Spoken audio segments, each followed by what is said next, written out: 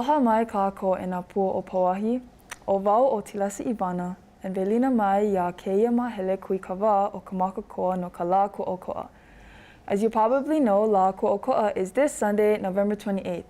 This date marks 178 years since representatives of Britain and France signed the Anglo-French Proclamation of 1843, officially recognizing the Hawaiian Kingdom's independence. The Hai Hawaii is the most recognizable symbol of Hawaiian sovereignty. Last week, Haumana and Kumu were invited to write their inoa on small flags and displayed them around the school's Hai Hawaii. On Wednesday, the 24th, as we celebrate Lā Kū'oko'a, 2 Hai Hawaii will fly overhead. In these actions, we continue to foster our school's Hawaiian identity. Once again, if you would like to support the ongoing movement to fly a Kamehameha school's flag alongside of the Hai Hawaii, you can use the link in the description of this video to sign the Hui Aloha petition. As a school, we continue to strengthen our commitment to our Lā Hui using the Hai Hawaii as a symbol of this commitment. Listen to Kumulaiana Kanoa Wong as she shares the history of the Hai Hawaii and with it, a history of our people.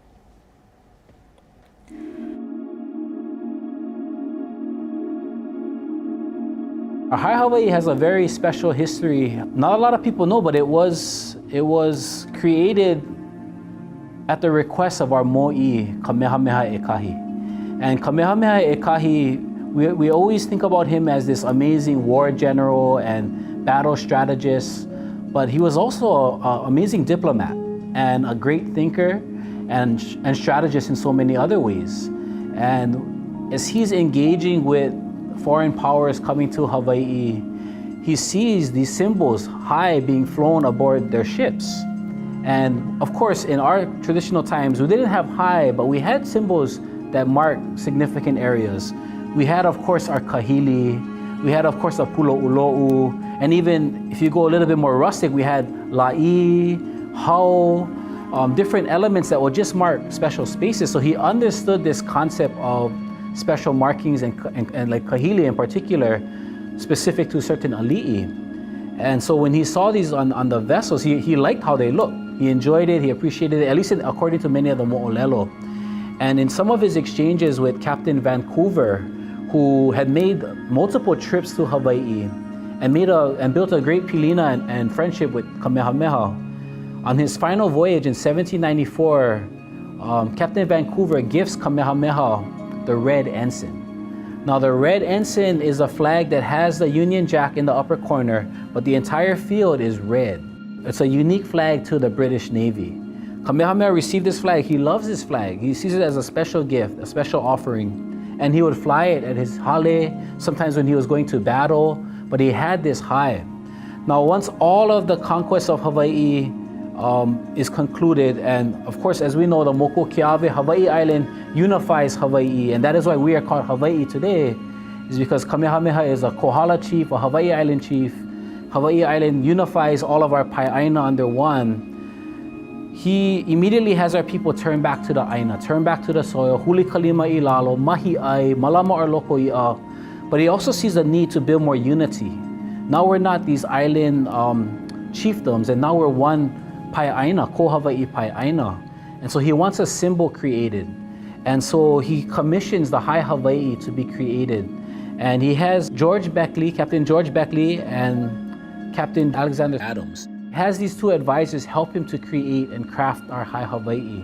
Now the first written documentation of the Hai is noted in 1816 by Russian Captain Otto von Kotzebue.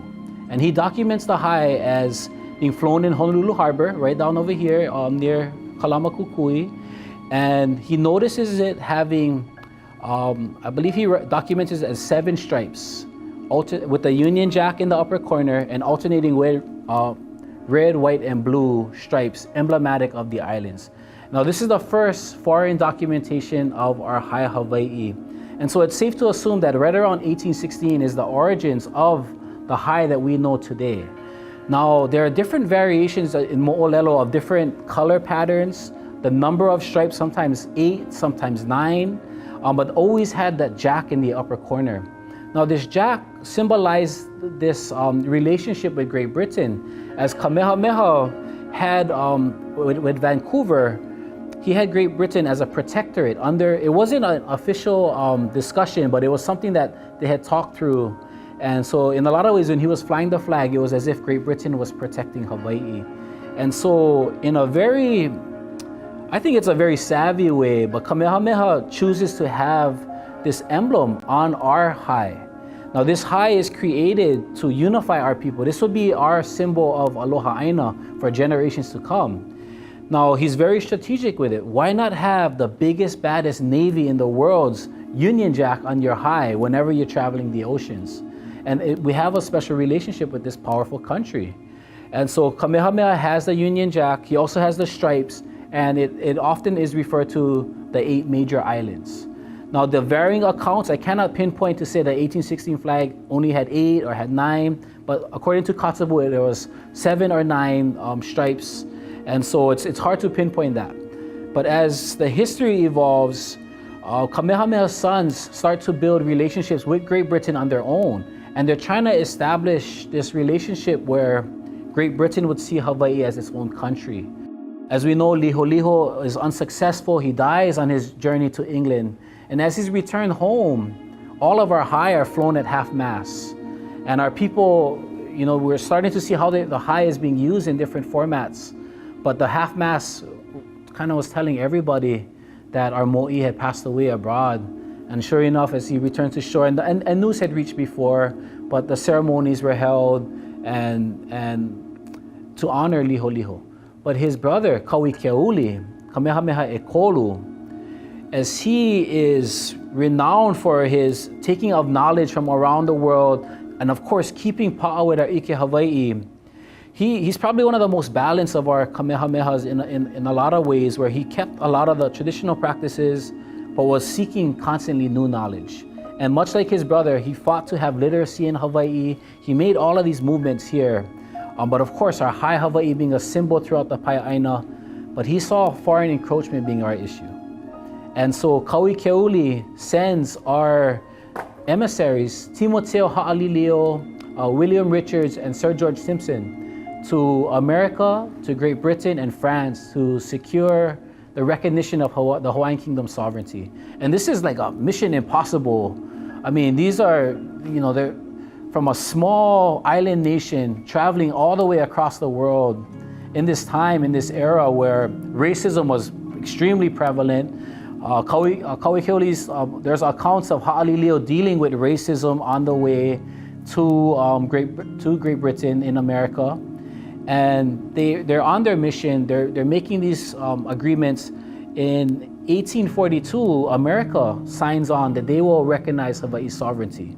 But meanwhile, home here, we deal with the Paulette Affair.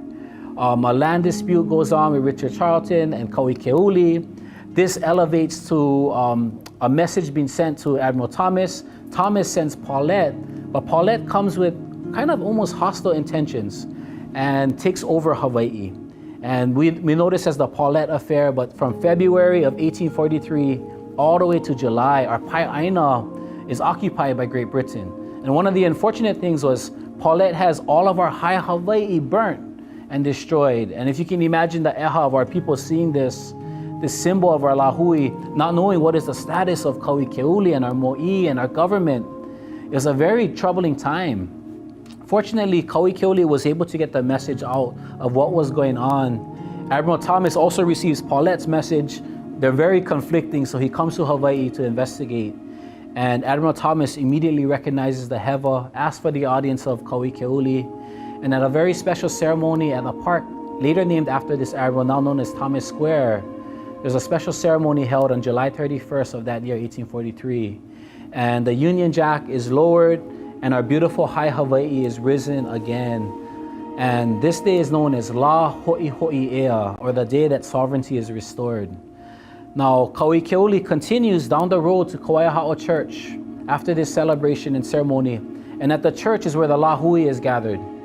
And this is where he makes his famous olelo. He says, "Ua mau ke ea o ka aina I ka pono."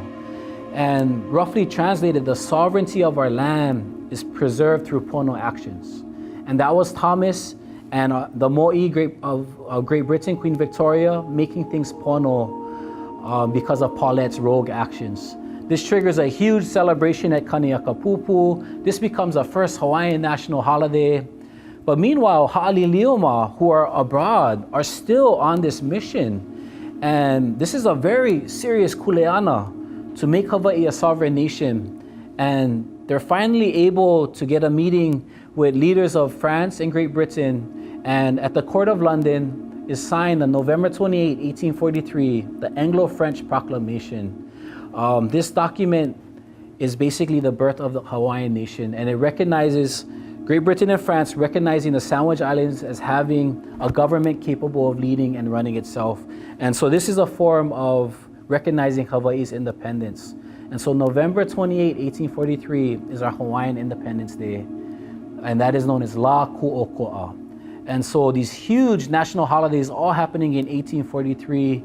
High Hawaii is the symbol of our pai'aina. About 1845, the high is standardized. So now there's no more 9 stripes, 7 stripes. No, everything is gonna be 8 stripes. The flag is gonna be 8 by 16. So it's basically the height and the width. The width is double the height. So our flag is a little bit different than the high that we see today. But they standardize the high Hawaii, and they make that the known flag, and they fly it throughout the pai'aina. Whenever our ali'i would travel, that would be the high that was taken with them. We also see a high that has a crown on it, and that's the high kalaunu. Those are high that are specific to the mo'i. And so if Kaui Keoli was on board a vessel, you'd see the high Hawaii, but also his high kalaunu to symbolize that. An example of that today is Buckingham Palace. If you go to Buckingham Palace, and if the Queen is in residence there, you'll see a special flag, not the Union Jack flying, but you'll see her royal standard, her crown flag. And if she's not present, then you'll just see the Union Jack. And so we had that same type of practice here in Hawaii. Again, our mo'i, we're learning constantly from the different leaders of the world how to run a country in this way. And our kupuna, our ali'i, were so brilliant at taking in the best of the honua and bringing it home to Hawaii, but also keeping it unique to who we are and not losing track of that. And I think that's a very important piece. Now, our high Hawaii is such an important symbol, but 50 years past celebrating our Lā Ho'iho'i, Lā Kū'oko'a, and we know of the sad mo'olelo of the overthrow of our kingdom's government. Nili'u Kalani is removed from the throne. This is a really, sad time for our Lahui. And so our people would fly to high Hawaii as a form of ku'e, as a form of resistance. And this concept of aloha aina comes to light again with the hui aloha aina organizing themselves to gather petitions to stop proposed annexation of Hawaii. And they're successful through our Lahui, over 90% of our people signing through aloha aina to stop the annexation of Hawaii. And so we see the high Hawaii as a symbol of resistance. Of course, we have all of these stories of the quilts that our kupuna made with high Hawaii, and even prominent ali'i wanting to, if they were to pass away, wanting the high Hawaii to be laid to rest upon them. And so as we fast forward to now and we see our beautiful high Hawaii, we need to remember all of these stories, this connections to our ali'i, this connection to our sovereign nation being born, to Kamehameha e Kahi. But there's a beautiful, in the Nupepa Ke Ko'o Hawaii, I think there's one of the most beautiful ways that they captured it. And it goes, he hai ho'ai lona ia, no ka holomua, ka maluhia, ka lo kahi, a me ke aloha. And again, translated, our flag represents holomua, or progress. Maluhia, or peace, the wars are done. Lo kahi, unity, our lahui is one, as one ohana now. And of course, aloha is our superpower. It's what makes us unique. And the flag represents all of those things. So I love that. He hai ho'ai lona ia no ka holomua, ka maluhia, ka lo kahi, a me ke aloha. And you even see, like in our kupuna loved our flag so much. And the first color printed Nupepa, and it was redone recently, but in January 1st, 1862, in the Nupepa Kū'oko'a, they color printed the high Hawaii. And it was such a beautiful image. You read, they have a short history of the high Hawaii. They talk about the flag being created and how it was used to trade iliahi and sandalwood, which is a very unique mo'olelo. Long story short, the flag wasn't recognized. There was all of this confusion. But when they came back to Hawaii, Kamehameha learns about what is harbor dues. And so he's learning constantly. But the flag was created initially to also travel and to represent Hawaii, but would be continued going forward. And so that's all documented in this new pepa with a color printed high. And it is believed by the writers and readers at the time that was the first color printed new pepa. And it was probably one of the very first of the world color printed newspapers. And the first thing that's color printed is our high Hawaii. And so it's a testament to how much our people loved our high. And there's so many nice olelo, kahai nani o Hawaii, e mau kona velo ana. We see these all around, and they were captured in Nupepa. But that's the feeling of love that our people had towards our beautiful high Hawaii. And so it's no surprise today that we see the high Hawaii right there with our people, with our lahui on the mauna, on their backyards, on their trucks. Everywhere we go, we start to see the high Hawaii. And the more we understand the history, the more we can see the connection that we're a part of this long line and this long link. And we are just adding our braids to it. We're adding to this mo'olelo. And whenever we see the flag, we should think about the things that make us proud. We are a special lahui. We are a special people. And the high is a great reminder of aloha aina. And that's our superpowers, aloha and aloha aina. And so when we see the high, think about those things.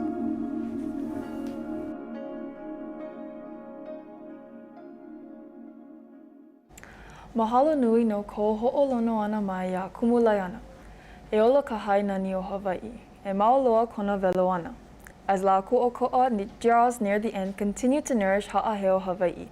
Go to the Pauahilani Counseling Center to write about your connection to Aloha Aina and Lā Kū'oko'a on the Mana'oa. While you're there, pop in to use the Hui Aloha Aina as Lā Kū'oko'a's themed photo booth. Race your classmates and po'osalzer in Kuakini dining during lunchtime in the quad this week. After Kuakini joins us in Aha Mauna, also in the quad. I can't wait to see everyone celebrating Lā Kū'oko'a this week. I hope you're all as excited as I am. Mahalo nui no ko ana mai Mahalo nui no ko nana ana mai keia mahele kui kawa. O ka Maka Koa o ka Lā Kū'oko'a. I pule mai ka ia oko. Aloha ka Lā Kū'oko'a.